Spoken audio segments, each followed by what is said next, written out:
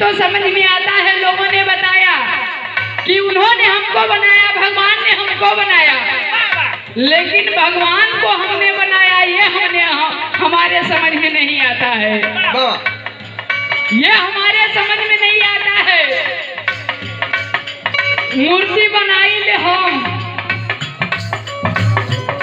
मूर्ति बनाते हैं हम लोग, उसमें जो क्रिया करना है करते हैं हम लोग, और मूर्ति से पैसा कौन कमाता है? पंडित लोग। वाह रे! इसीलिए हमारे भोजपुरी में कहना है, राम वन में मन है, मन है मन में राम तेरा।